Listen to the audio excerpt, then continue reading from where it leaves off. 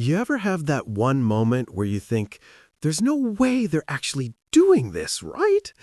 That's exactly what went through my mind when I looked out my window at 7 in the morning and saw an HOA tow truck backing up toward my classic car, my pride, my joy, the one thing I've spent years restoring with my own hands. And right then, I realized something. There's a special kind of fury that hits you when someone messes with something you love, something you've protected, something that carries your memories. If you've ever been pushed too far and felt that fire in your chest, then buckle up. Because what started as an HOA power trip turned into one of the most satisfying paybacks I've ever executed. One that completely ruined their brand new community project before it even launched. I had lived in that neighborhood for 6 years. 6 years of repairing old engines in my garage, polishing chrome every Sunday morning, and taking my classic 1969 Mustang for drives that made me feel like the road still had soul. Everyone in the neighborhood knew my car. Kids called it the shiny old Mustang, teens asked to take pictures with it, and even older residents complimented how well I kept it. But then, a new HOA board took over. And with them came rules. More rules, and rules on top of rules that made zero sense. At first, it was small things. Warnings about leaving my trash bin out a few minutes late, notes about the volume of my tools even though I only worked during the day, complaints that my garage door stayed open too long. It felt like they were waiting for me to slip, like they needed someone to target. And I guess a guy restoring a classic car was an easy mark in their eyes. But I still tried to stay calm. I paid my dues, followed the rules, and avoided unnecessary conflict. Until the morning they crossed the line. I heard the rumbling engine before I saw it. A tow truck, big, loud, and way too confident, backed into my driveway like they owned the place. 2 HOA board members stood behind it with clipboards in hand, acting like they were about to perform some holy mission. My heart dropped. I rushed outside, barefoot and furious, shouting, "What are you doing?" My voice cracked with disbelief, and the smug response I got felt like gasoline poured straight on my anger. "Your vehicle violates the new HOA guidelines," one of them said without even looking at me. "Classic vehicles must be stored inside garages at all times. Since this is currently outside, we're removing it." My car wasn't even parked illegally. It wasn't abandoned, it wasn't rusting, or broken down. It was stunning. It was clean. It was my life. I felt something twist inside me. Something tight and painful.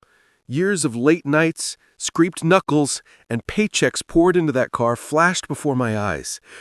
"You touch that car, and I swear—" I stopped myself because anger was boiling too fast. The tow guy shrugged with an apologetic look, whispering, "Orders are orders, man." He didn't want to be part of this, but he was. I stood between the truck and my Mustang and said through clenched teeth, "You're not taking it." They threatened fines, they threatened suspension of community privileges, they threatened legal action, but none of that mattered. They weren't touching my car.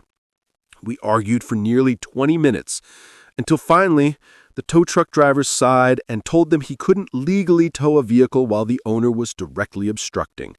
They left in frustration, but not before delivering one last warning. "This isn't over. You'll regret this." They were right about one thing. It wasn't over. Because what they didn't know was that I kept every document, every email, and every rule update the HOA ever sent. And something didn't sit right with me about this so-called new guideline.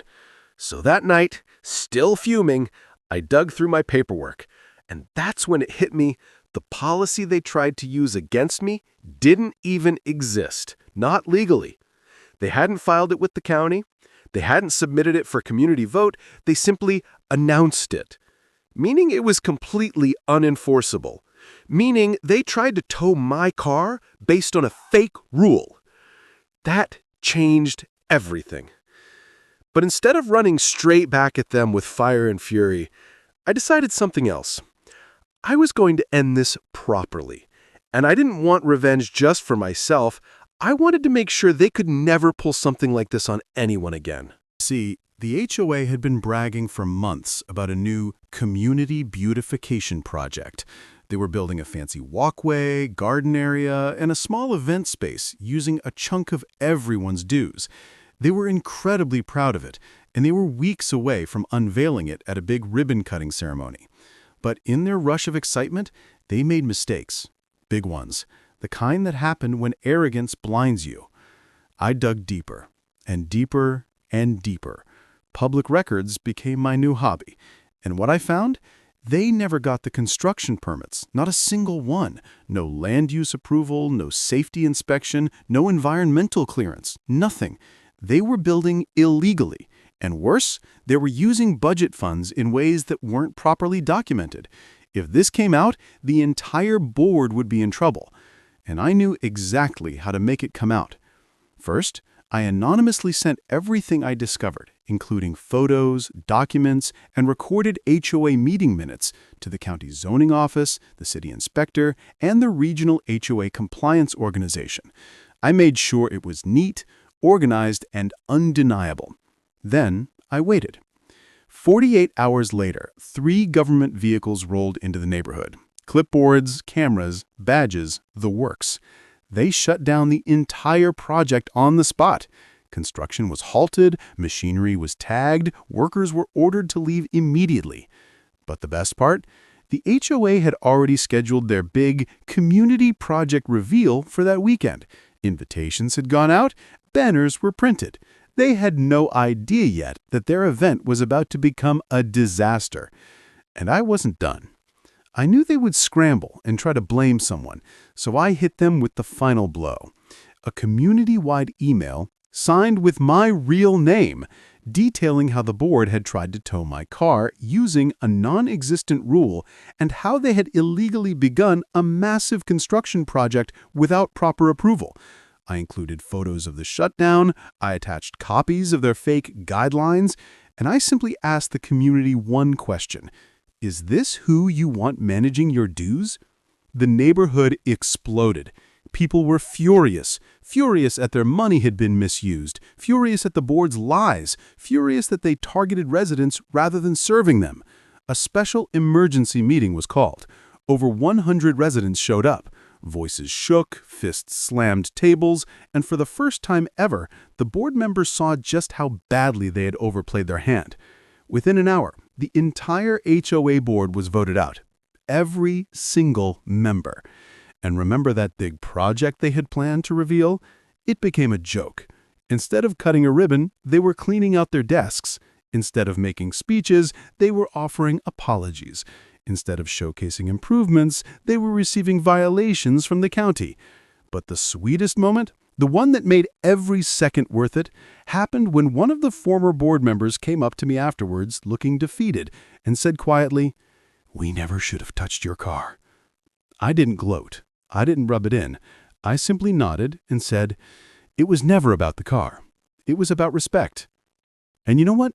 Since then, my Mustang sits proudly in my driveway every weekend. No threats, no warnings, just neighbors who now appreciate the fact that someone stood up to a corrupt system and didn't let intimidation win. Sometimes payback isn't about revenge. Sometimes it's about restoring balance. And sometimes it's about reminding people that they can't use power to bulldoze the very community they're supposed to serve. The new HOA board, the one elected after the scandal, actually came to me later and asked if I'd be willing to help them revise the community guidelines to make them fair, clear, and beneficial for everyone. And for the first time since all this started, I felt something unexpected. Pride. Not the kind tied to a car, but the kind that comes from knowing you made things better for others. They even asked if I'd be part of the committee overseeing neighborhood improvements. And the best part? This time, the new projects were fully approved, legally structured, and community voted. No secrets, no power trips, no fake rules, just real progress. Looking back, it's crazy to think that the entire chain reaction started because they tried to tow a car. But what they didn't understand was this. When you push the wrong person too far, you don't just wake up their anger, you wake up their determination. And once that happens, there's no going back. My Mustang still shines in the sun on Saturday mornings. Kids still call it the cool old car. I still drive it with the windows down, feeling the engine rumble beneath me like a heartbeat. But now it represents more than nostalgia. It's a reminder that standing up matters, even when it's difficult, even when you feel outnumbered, even when a whole board tells you you're wrong. Because sometimes all it takes is one person saying enough. And if you've ever been pushed too far, if someone has ever tried to take something from you that mattered, remember this story.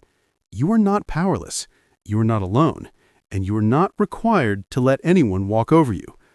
Because real strength, real justice, real payback doesn't come from anger. It comes from doing what's right, even when no one expects you to.